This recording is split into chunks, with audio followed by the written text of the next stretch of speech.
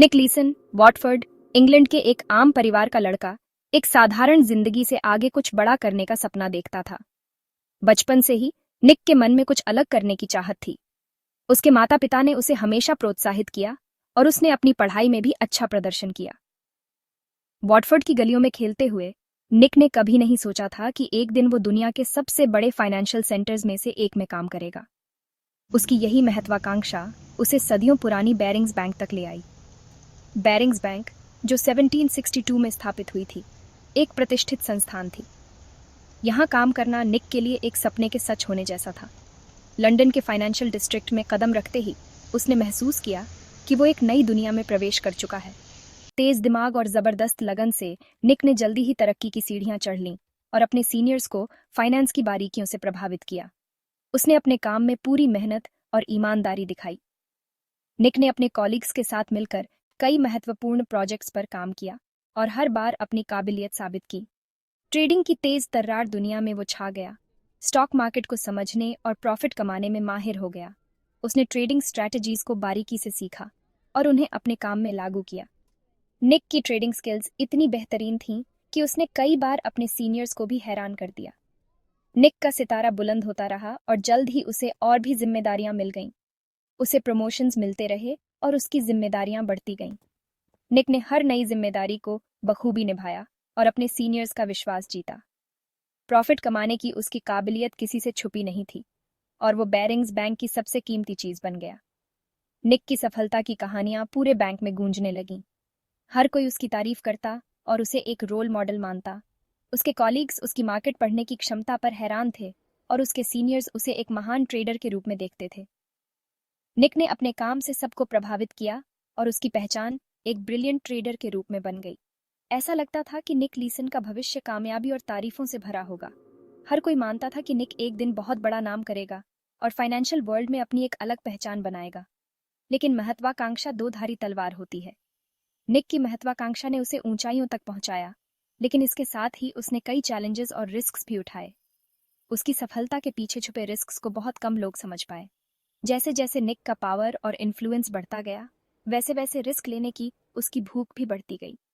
उसने कई बार ऐसे डिसीजंस लिए जो बहुत रिस्की थे, लेकिन हर बार उसने खुद को सही साबित किया। निक का कॉन्फिडेंस बढ़ता गया और उसने और भी बड़े रिस्क लेने शुरू कर दिए। ट्रेड का थ्रिल, सक्सेसफुल गैम्बल का एक्साइटमेंट एक लत की तरह हो गया। हर सक्सेसफुल ट्रेड के बाद निक को और भी बड़ा थ्रिल चाहिए था।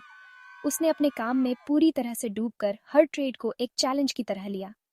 हर सक्सेसफुल ट्रेड, हर गैम्बल जो अच्छा प्रॉफिट देता था, उसे वैलिडेशन देता था। निक को लगता था कि वो जो भी कर रहा है वो सही है और उसे हर बार सक्सेस मिलेगी। उसकी कॉन्फिडेंस और एम्बिशन ने उसे और भी बड़े रिस्क्स लेने के लिए प्रेरित किया। उसे क्या पता था कि रिस्क की ये भूख उसे बर्बादी की राह पर ले जाएगी।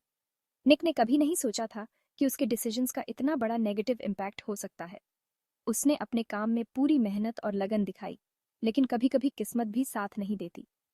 उसकी कहानी महत्वाकांक्षा, लालच और अनियंत्रित पावर के भयानक परिणामों की एक कहानी दुनिया के सामने आने वाली थी।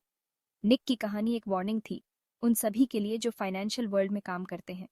उसकी कहानी ने सबको सिखाया कि कभी-कभी ज्यादा एम्बिशन और रिस्क लेना कितना खतरनाक हो सकता है।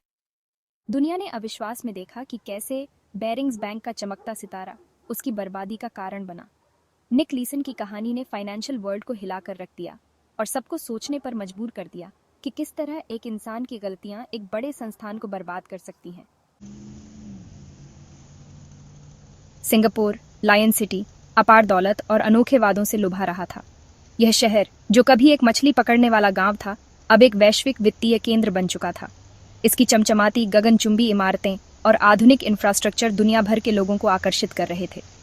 निक लीसन के लिए ये एक सुनहरा मौका था, अपने करियर को आगे बढ़ाने और एक फाइनेंशियल विजर्ड के रूप में अपनी पहचान बनाने का। निक, जो एक साधारण पृष्ठभूमि से आया था, ने अपने करियर में तेजी से प्रगति की थी और अब उसे एक बड़ा अवसर मिला था। सिंगापुर स्टॉक एक्सचेंज पर बेरिंग्स के फ्यूचर्स ट्रेडिंग ऑपरेशन को सेटअप और मैनेज करने का काम निक को मिला और वो लंदन में अपने सीनियर्स की नजरों से दूर दुनिया के दूसरी तरफ पहुंच गया। यह एक नई शुरुआत थी, एक नई दुनिया में, जहां उसे अपनी क्षमताओं को साबित करने का मौका मिला। सिंगापुर जाना निक के जीवन का टर्निंग पॉइंट था। यह एक ऐसा अवसर था जो उसे अपने सपनों को साकार करने का मौका दे रहा था। वह एक नई जगह पर था, नए लोगों के साथ, और एक नई चुनौती का सामना कर रहा था। वो अब सिर्फ एक ट्रेडर नहीं था, बल्कि अपने ऑपरेशन का हेड था, और यह जिम्मेदारी उसके लिए गर्व की बात थी। उसे अपनी टीम को नेतृत्व करना था और उन्हें प्रेरित करना था ताकि वे मिलकर सफलता की नई ऊंचाइयों को छू सकें। एक टीम बनाने और बढ़ते एशियन मार्केट्स में बेरिंग्स की जगह बनाने की जिम्मेदारी उसके कंधों पर थी। यह एक बड़ा काम था, लेकिन निक को विश्वास था कि वह इसे सफलतापूर्वक कर पाएगा। उसे अपनी टीम के साथ मिलकर काम करना था और उन्हें सही दिशा में मार्गदर्शन करना था। उम्मीदों का बोझ भारी था, लेकिन निक प्रेशर में अच्छा परफॉर्म करता था। उसे चुनौतियों का सामना करना पसंद था और वह हमेशा अपने काम में सर्वश्रेष्ठ देने की कोशिश करता था। वह जानता था कि सफलता आसान नहीं होती, लेकिन वह इसके लिए तैयार था। उसे ऑटोनॉमी पसंद था, बिना किसी स्क्रूटनी के डिसीजंस लेने और ट्रेड्स करने की आज़ादी। यह स्वतंत्रता उसे अपने काम में और भी बेहतर बनाने के लिए प्रेरित करती थी। वह अपने निर्णयों में आत्मविश्वास महसूस करता था और उन्हें बिना किसी बाधा के लागू कर सकता था। लेकिन लंदन से दूरी का मतलब ओवरसाइट में ढील भी था। यह दूरी उसे अपने काम में अधिक स्वतंत्रता देती थी, लेकिन इसके साथ ही उसे अपने निर्णयों की जिम्मेदारी भी खुद ही उठानी पड़ती थी। यह एक दोधारी तलवार थी जो उसे एक तरफ स्वतंत्रता देती थी और दूसरी तरफ जोखिम भी। लंदन में बेरिंग्स के ऑपरेशंस को नियंत्रित करने वाले स्ट्रिक्ट रूल्स और रेगुलेशंस सिंगापुर स्टॉक एक्सचेंज के तेज तर्रार, कम रेगुलेटेड एनवायरनमेंट में बहुत दूर लगते थे। यह अंतर निक के लिए एक अवसर था, लेकिन इसके साथ ही यह एक जोखिम भी था। इस लैक ऑफ सुपरविजन ने गलत काम करने का मौका पैदा किया, और निक रिस्क की अपनी भूख और बढ़ते हुए ओवर कॉन्फिडेंस से इसका फायदा उठाने के लिए तैयार था। वह अपने निर्णयों में अधिक साहसी हो गया और उसने जोखिम उठाने में कोई कसर नहीं छोड़ी। तबाही के बीज बो दिए गए थे। निक के छोटे छोटे अनऑथराइज्ड ट्रेड्स, जो छोटे लॉसेस को कवर करने के लिए किए गए थे, जल्द ही बेकाबू हो गए। ये एक ऐसा चक्र था जो उसे और गहरे खींचता जा रहा था। छोटे छोटे अनऑथराइज्ड ट्रेड्स, जो छोटे लॉसेस को कवर करने के लिए किए गए थे, जल्द ही बेकाबू हो गए। निक ने सोचा था कि वह इन ट्रेड्स को मैनेज कर लेगा, लेकिन स्थिति उसके हाथ से निकल गई। निक अपनी शुरुआती कामयाबियों और कॉन्सिक्वेंसेस की कमी से और गहरे उतरता गया, और उसने और भी बड़े जोखिम उठाने शुरू कर दिए। उसे लगा कि वह हर बार सफल होगा, लेकिन वह गलत था। एक ऐसा फाइनेंशियल गड्ढा खोदता गया जहां से कोई बचाव नहीं था। यह गड्ढा इतना गहरा था कि उससे बाहर निकलना असंभव था। निक ने अपने लिए एक ऐसी स्थिति बना ली थी जहां से वापसी का कोई रास्ता नहीं था। हाई फाइनेंस की दुनिया में, जहां बड़ी रकम पलक झपकते ही हाथ बदलती थी, एक ऐसी जगह जहां हर डिसीजन का असर करोड़ों में होता था, निक लीसन ने अपनी एक अलग दुनिया बनाई। वो एक ऐसा ट्रेडर था जिसने अपने सपनों को हकीकत में बदलने की ठानी थी। उसने एक सीक्रेट ट्रेडिंग अकाउंट बनाया, अपने सीनियर्स और ऑडिटर्स की नज़रों से छुपाकर, ताकि वो अपने तरीके से काम कर सके, जहां वो बिना किसी डर के काम कर सकता था। यह अकाउंट उसकी एक पर्सनल प्लेग्राउंड बन गई थी। यह अकाउंट, जिसका नंबर 88888 था, वो पैंडोरास बॉक्स बन गया, जिससे बेरिंग्स बैंक की बर्बादी शुरू हुई। यह अकाउंट एक ऐसा रहस्य था जो धीरे धीरे खुल रहा था।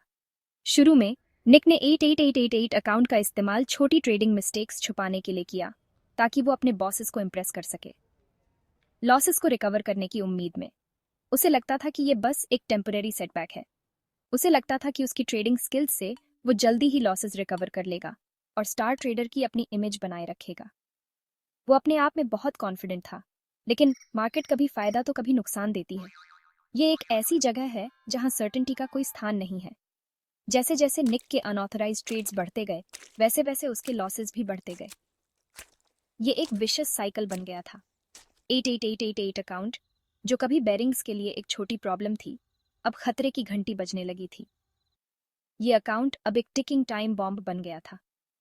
इन लॉसेस को रिकवर करने का प्रेशर बढ़ता गया और निक को और भी ज्यादा रिस्क लेने पर मजबूर कर दिया। निक को डिसेप्शन और रेकलेस रिस्क टेकिंग की राह पर धकेलता गया। उसने अपने आप को एक ऐसी स्थिति में डाल दिया था जहां से वापसी मुश्किल थी। उसने और भी बड़े बेट्स लगाए, इस यकीन के साथ कि वो मार्केट को आउटस्मार्ट कर लेगा और सिचुएशन को संभाल लेगा। लेकिन ये एक डेंजरस गेम था।